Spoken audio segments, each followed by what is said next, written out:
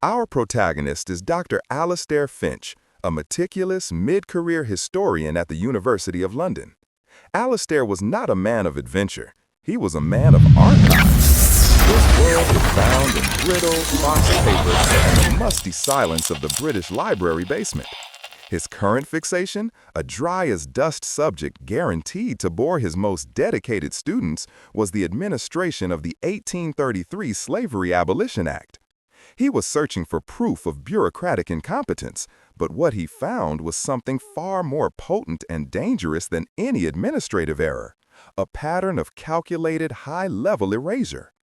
It began with a ledger, a private logbook from the Bristol-based shipping firm Benson & Sons Maritime, dated 1835. It was tucked away in an unsorted collection at the National Archives, misfiled under West Indies trade tariffs. Most entries were banal: costs for sail canvas, wages for deckhands, manifestos listing coffee, rum, and molasses.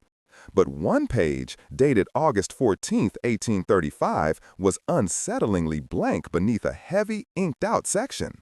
A faint pencil indentation, visible only under oblique light, remained. Alistair carefully photographed the page and, using digital enhancement techniques still novel for the time, revealed the ghost writing. Ship, SS 𝕍𝖊, date of departure, 20th July 1835. Port of call, Port Royal, Jamaica. Freight note, 102 units, spec cargo. Redacted. Compensation claim, £18,000 to the estate of Sir George Benson. The figure of £18,000 in 1835 was astronomical, equivalent to tens of millions today. It was also entirely absent from the official government records of the Slave Compensation Commission, the body set up by the Abolition Act to pay out the former slave owners. This was the first anomaly. The British government spent £20 million, 40% of its annual expenditure, on the compensation scheme, creating a national debt only fully paid off in 2015. Every penny was scrupulously documented, yet this massive claim was missing. Why? The 102 units spec cargo was Alistair's second, more trivial.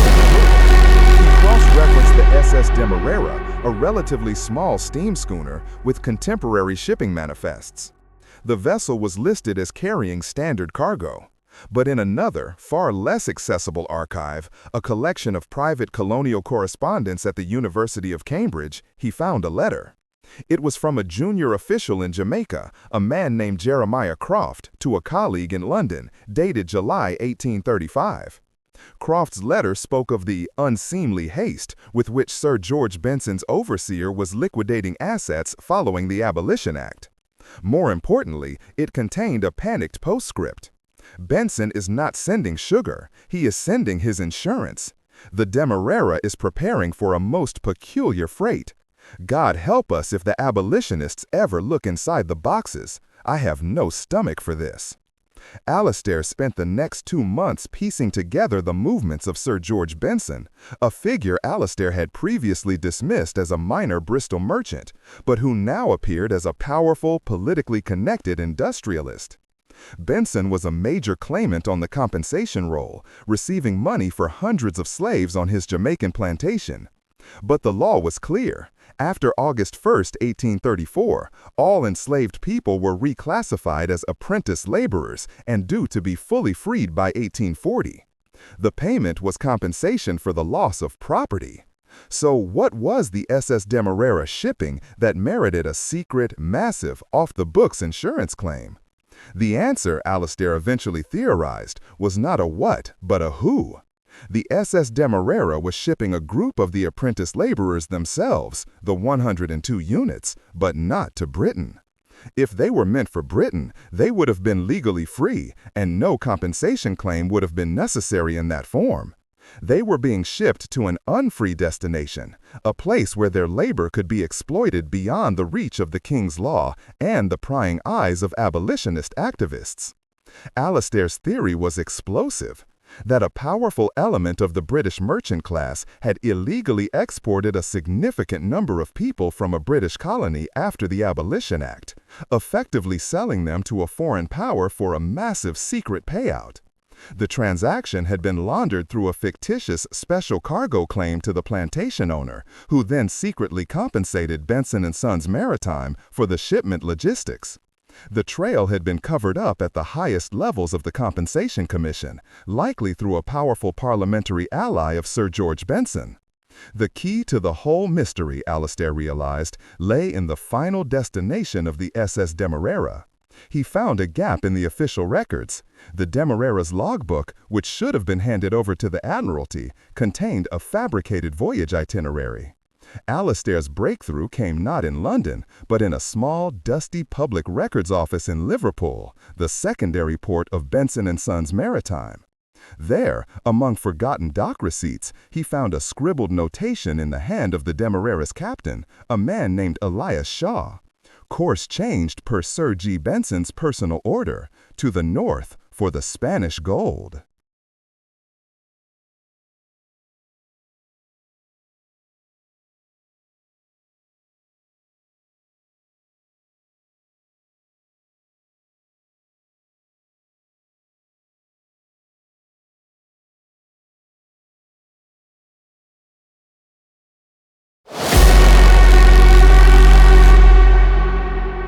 The Spanish gold.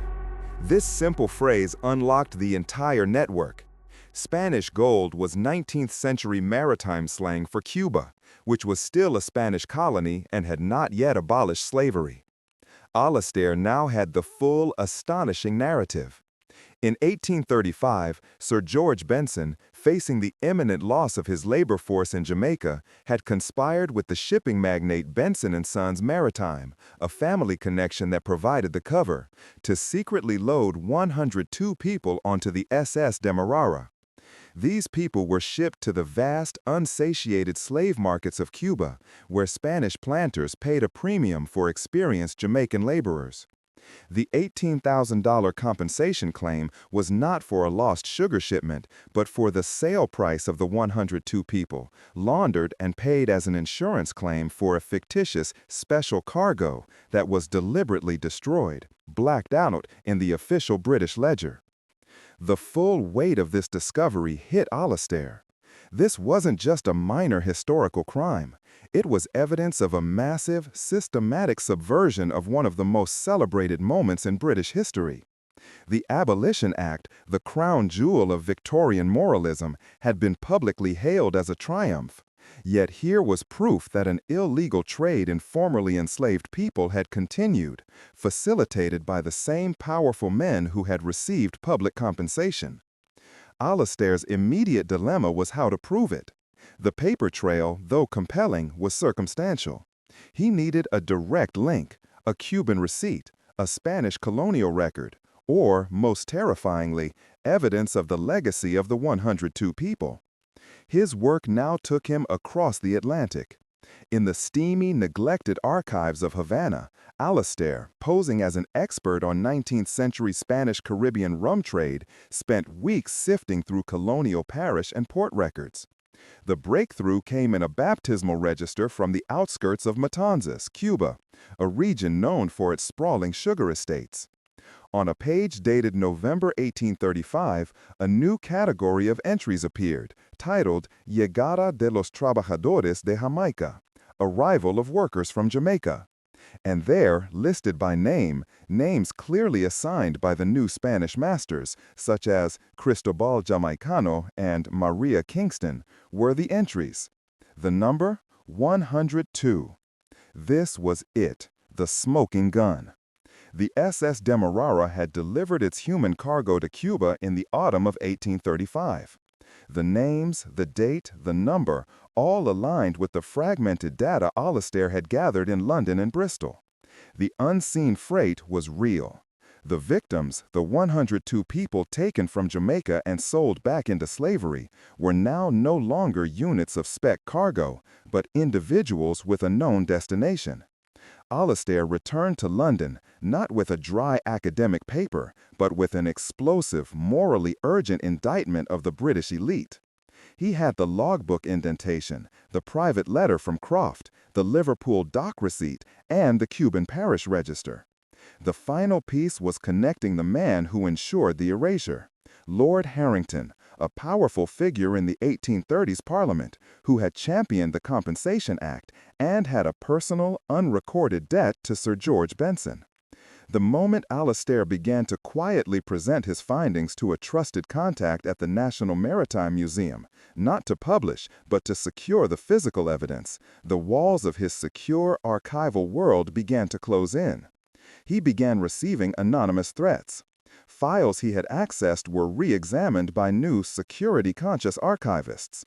His meticulously ordered desk at the university was settled with care. The great-great-grandchildren of involved parties, now figures in modern UK banking and industry, had apparently kept a quiet, ancestral watch over the scandal. The true historical shock to a modern UK audience lies in the revelation that the moral victory of abolition was not only financed by a national debt that lasted until the 21st century, but was actively, immediately subverted by the very people who benefited most from the compensation. The story of the unseen freight of the SS Demerara is the ultimate hidden history of Britain's abolition. A story of betrayal, greed, and a secret that was so profound and damaging that it was erased from the national memory for nearly 120 years, waiting for a historian to brave the dust of the archives and the darkness of the London smog to uncover the truth of the 102. Alastair Finch's journey to publish this truth becomes the dramatic final chapter, a race against a network of influence determined to keep the history of the SS Demerara's illegal cargo and the complicity of the British establishment buried forever. The narrative must follow him as he attempts to evade the forces arrayed against him, culminating in a dramatic showdown at a public historical society meeting, where he must present his findings before the conspirators can silence him and rebury the unseen freight.